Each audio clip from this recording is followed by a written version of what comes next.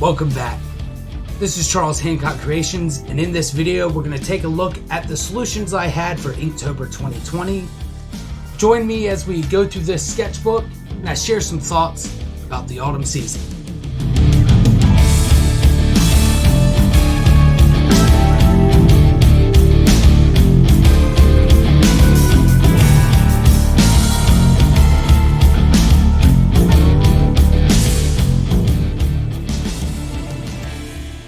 So this is my sketchbook from Inktober 2020, and I just want to go through it real quickly, talk about the materials I used to complete each solution to each prompt, what I learned, and some various autumn thoughts. There was a video I had produced before Inktober started in which I talked about the materials, plan of attack, and schedule that I was planning to stick to. Some of that had to be modified due to life and to unforeseen circumstances. But in page 1 of the sketchbook, I went through and just looked at the different inks, their opacity, how they laid down, and how the various tips that I had gotten for Inktober were going to work. So since I was given black and white as primaries, I went ahead and took this black and white box down here and used that for my Liquitex inks and my Amsterdam ink to test that out as well. I went from that and started working on lines and just getting a grip of how the pen actually handled on the paper. Once I got a feeling of that, we went ahead and looked at some various possibilities of application, and I was pretty happy and successful specifically with this toadstool, the eyeball, and how this wash turned out. So from there we got into actual Inktober, and for the first prompt of Inktober, I chose the solution fish. I thought of the Squid brand fish sauce bottle. It's very iconic, especially in the restaurant industry, as well as with Asian food fans. It's made in Thailand and it's made from sardines, but instead of going with tiny little fish, I decided to go with one large fish and adding the exclamation in Thai that says much flavor. I figured putting a larger fish made more sense with much flavor. I really like the idea. I would change my composition and my foreshortening on the bottle to keep it more of that iconic look, but overall I like the idea.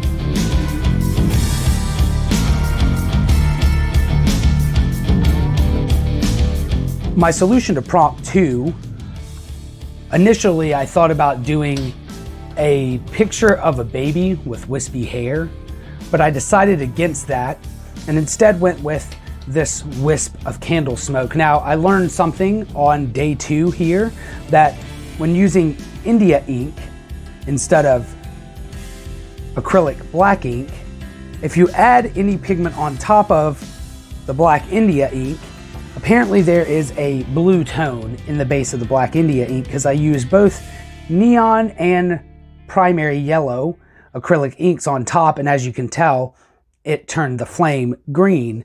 I may continue to add yellow on top of it until that effect doesn't bother it as much. I like the idea. I also liked playing with the shadows, and in reality, I was starting to see an MVP stepping forward. You can even see that the prompt and my signature had turned green.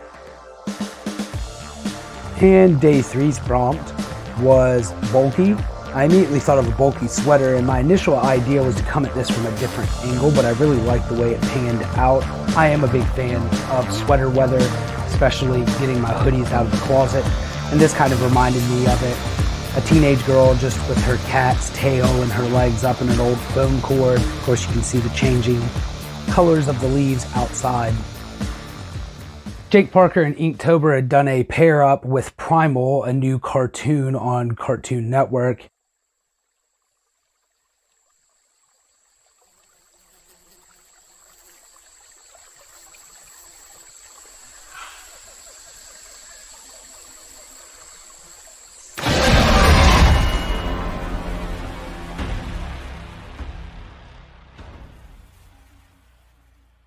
And had 4 prompts that related to that show. I've never seen the show. I decided to follow that first Primal prompt for day 4. The prompt for that day was pray. And here I did probably one of the most intensive pieces of Inktober. I just have this T-Rex sniffing this guy in the rain as he's trying to hide. I really like the antler stuck in the hillside behind him. I really like the different various shades of the vegetation in the background and the lightning bolt. Overall, I really enjoyed this, and I think it's a cool piece.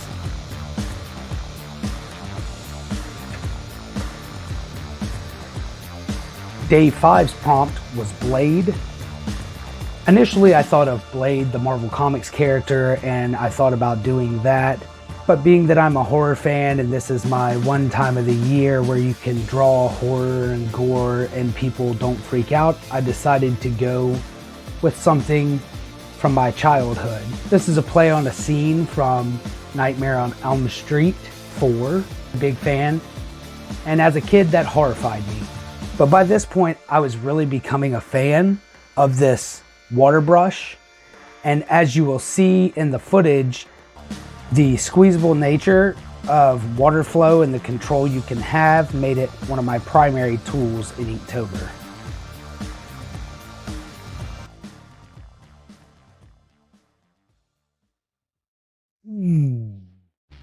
Day 6 prompt was Rodent, you dirty rat. And because I thought of that, I went with a police precinct made out of cats interrogating a rat. And I just have this cat here, confused. He definitely looks like the bad, good cop, bad cop.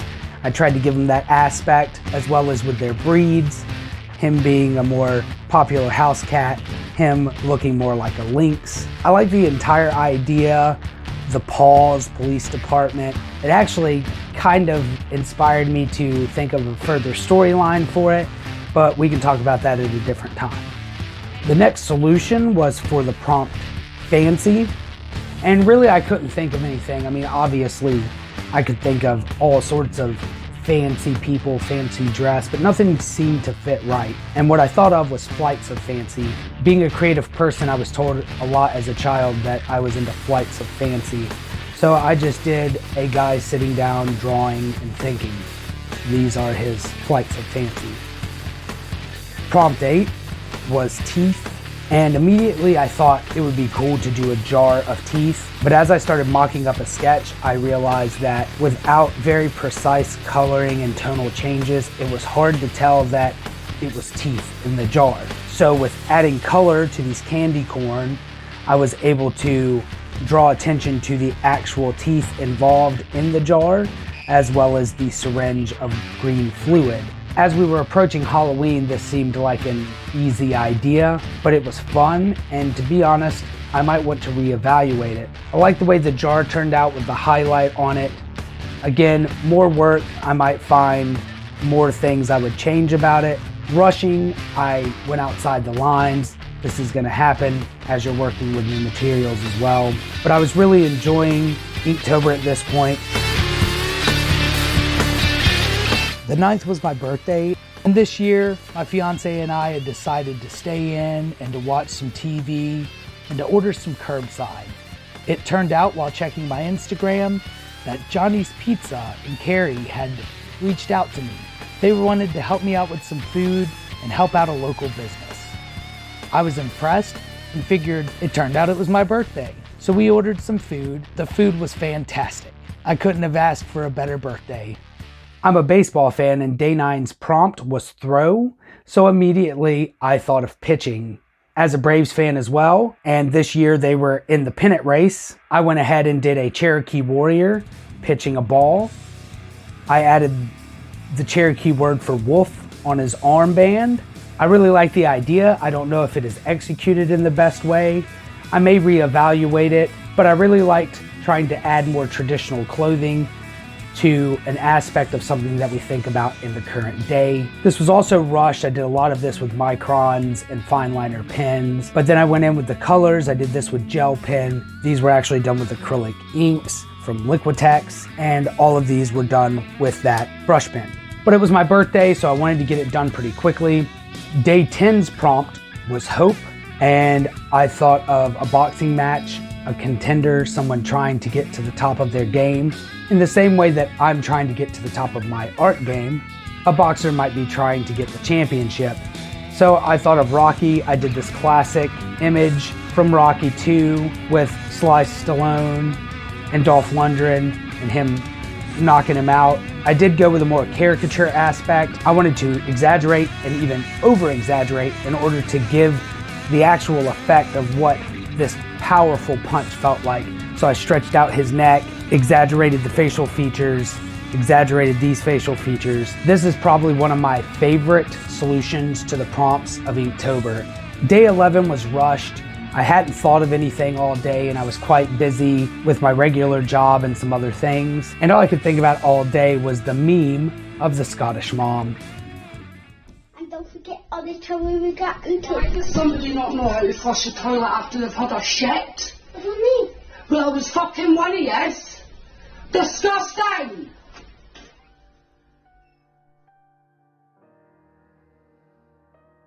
I don't really have much to say about this. Obviously, her hair tone didn't turn out correctly. I added a little bit too much red to the brown that I had made. I also didn't do much work on the background, but the humor and situation of the meme makes this one of my favorite solutions. And to be honest, I think about this meme at least 3 times a week.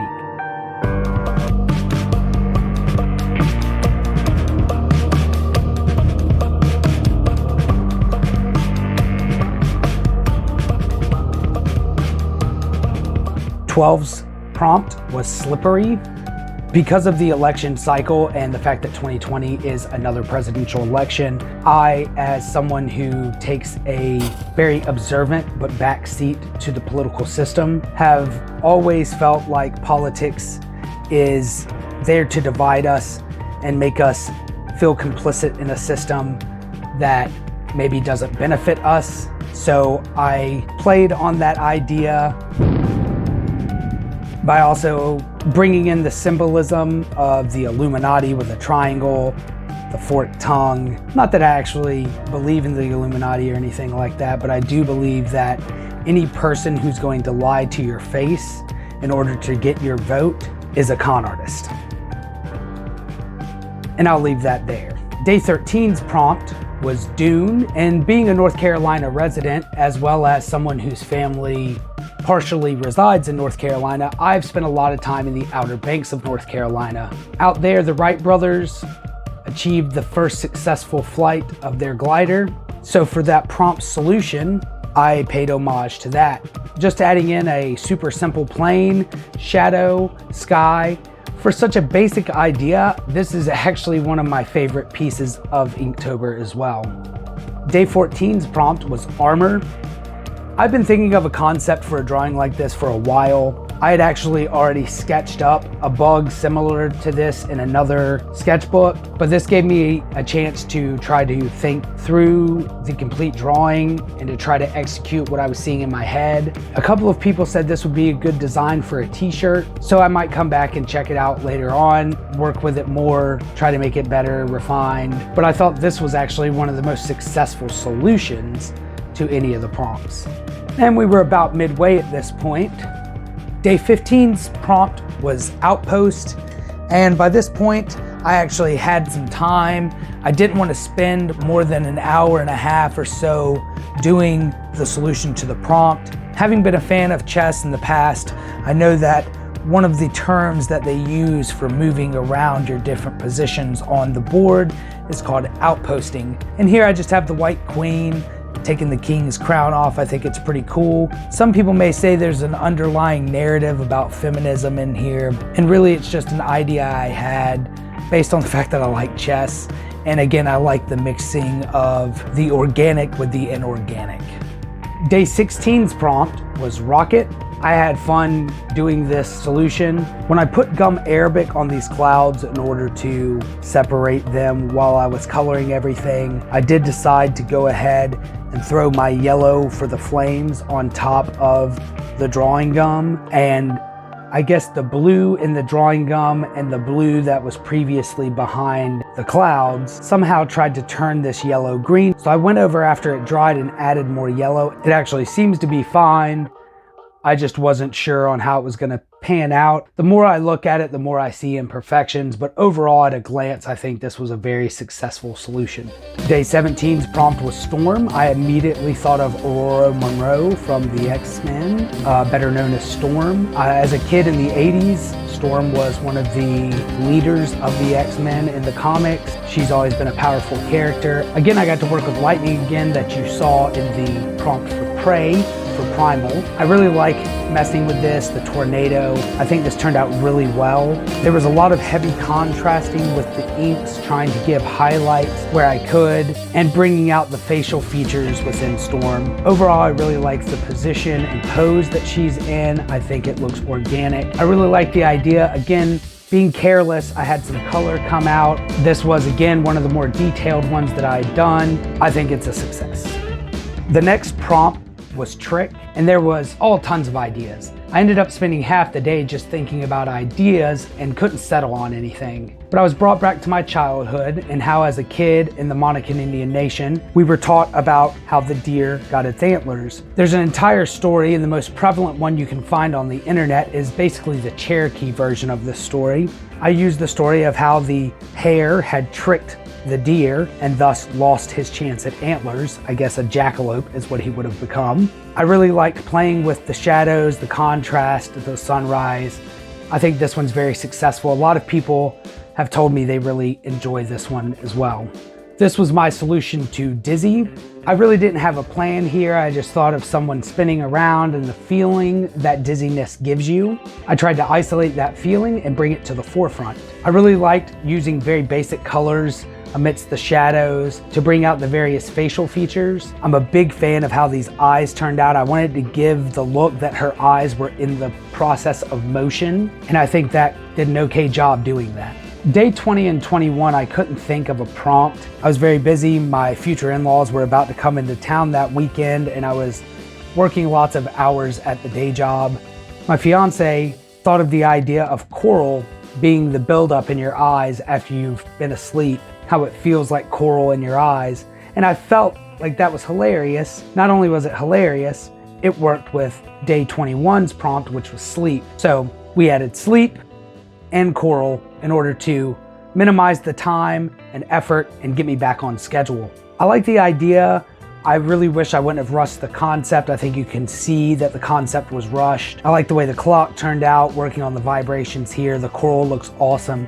Her facial expression I really like, and the blanket I don't think is terrible. But the basicness of this image, its composition, the color scheme, all of these things could be better executed. It kept me going, kept me motivated, and I felt much better about completing 20 and 21 and being back on track. The prompt for day 22 and 23 were Chef and Rip. Again, like I said, it was a very busy week for me. I threw this together kind of last minute. I was really impressed with my knowledge of anatomy and how well the muscle structure around the face of the zombie chef looked. I like the bones for the 2 exposed fingers, and the way the burned clothes turned out looked phenomenal. I liked adding a little bit of the tan skin color that I had used in previous pictures to bring a little bit of life to his skin with the added blue tone to cool it down. I used the Royal Langnickel metallic silver on top of the countertop here to give it that kind of sheen. I don't think it's great, but I do like the concept. I may actually do something similar to this in the future. With the future in-laws coming into town, it made completing the solutions to the prompts of INKtober more and more difficult. Some days I had to combine multiple prompts to get a solution. Other days I had to go with as basic of a drawing as I could, but I made sure to draw every day. Whenever I'd see people post, even if it happened to be past midnight, if I hadn't finished my prompt, it was time to pick up the pen and keep going. As long as I drew every day, whether I was completing all 31 prompts or not, I was looking at INKtober as a success.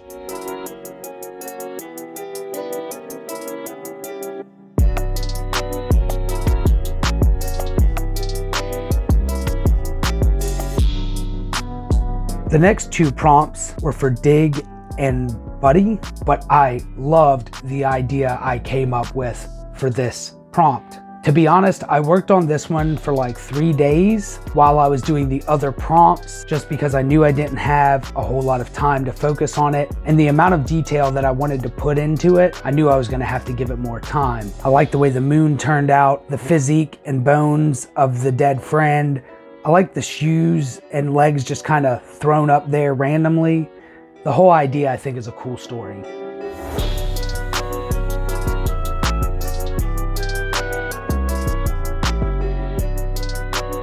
Prompt 26 was hide. I thought of the Homer Simpson backing into the bush memes, but trying to stick with the horror theme and not being that big of a fan of The Simpsons myself. Although I find the meme funny, I decided to add Michael Myers to the bushes in a very similar way. I think it is funny because I know that it's related to the Homer Simpson meme, but I also find it very fitting for the character of Michael Myers and his persistent stalking of his sister.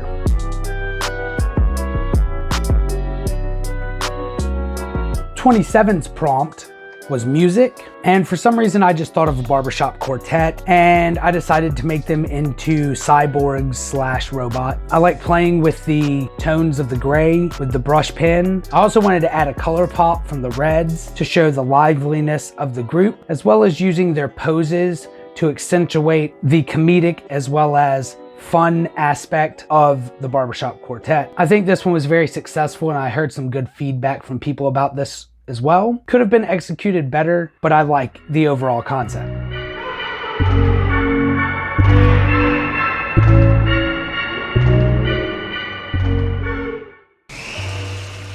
Aren't you going to say hello? 28's prompt was float, and I don't think anyone has any misunderstanding about where I got this idea. Tim Curry, in my opinion, is the better of the two actors to have played Pennywise, the dancing clown. There's something about the way he plays that clown, the emotion in his face. Oh yes. They float, Georgie. They float. And when you're down here with me, you float too! It creeped me out as a child, and there was really no other idea for this prompt. As soon as I heard the term float, I thought of Georgie. 29's prompt was shoes, and I kept the ominous theme going. I don't know where this came from. My fiance said it reminded her of the character in Shawshank Redemption. To me, it feels like very strong storytelling. There's a sense of despair. Obviously, we understand what's happening in the illustration, but then the almost quirky nature in which a shoe has fallen off gives it a lightness and a frivolity to it that I think also speaks. This was also commented on my Twitter account and a couple of other places where people said this should be a prank. I might do a play on this at some point, try to get it more refined, to get the colors deeper and the contrast bumped up, but I really do like the concept. And it kept the creepy factor up, which I like. Day 30's prompt was ominous, and to be honest, I couldn't think of anything. When I was a kid, I used to have a real fear of monsters in the closet and monsters under the bed. You'll see the concept of monsters coming out of those places in hidden places a lot in my artwork. So this was just an easy thing to jump to because it felt right. I just added the hashtag of ominous down there, and I think it's okay, but it was flung together and rushed. I had the brush tuned in, and I really, again, I may end up using this brush more and more because it became a trusted friend during Inktober. Now, with the way the world was and the way things were going on throughout October, things were getting tense as the election was getting closer. I was days behind. I'd taken at least 3 days where I had to mash together 2 prompts in order to get the prompt done. I wrapped up Inktober on November 4th with this prompt, Crawl, and my solution was simply a play on me and Jeeves the man, my cat, turning in our Inktober sketchbook just over the line into November. You can even kind of see a play on the Michael Myers drawing from earlier in the month. Although when I look at it from here, it kind of looks like Bill Murray hidden in the bushes, which is a lot funnier. It is Bill Murray, Christ. I got it done, and I felt like it was a successful Inktober. It might have taken me until the beginning of November to get it done, What's up, guys? I just wanted to interject here. This is Editing Charles. Yeah, losing that external hard drive was kind of a big deal. It had a bunch of B-roll on it, pictures and video, as well as a bunch of clips from future videos that were planned. Now that is gonna have to be done differently. So I'm not asking for any financial support or anything, only to tell you guys thank you for the continued support and the patience that I'm gonna need to get all this stuff back together. I'll catch up with you guys at the end of the video. I just wanted to let you know that, and I'll get you guys back in there. But I used all of these inks that I had planned to, played with them all. I accomplished a lot of the goals that I had hoped to, and I got it done. It may not have been perfect,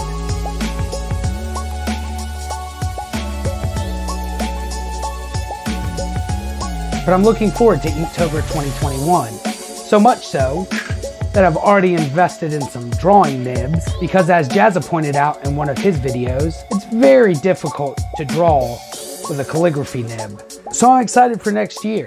I think next year I might try to pre-plan a lot of the ideas before I go into INKtober, because I found a lot of the days that I struggled were days that I just couldn't think of a concept. I didn't trust myself.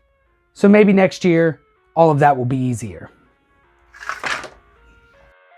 So these are the giant legs of Henderson. Well, my loved one and I were out to go see a drive-in movie on Halloween, and while we were doing that, we came across some information that there was a set of folk art legs in the city of Henderson, and these are the legs of Henderson.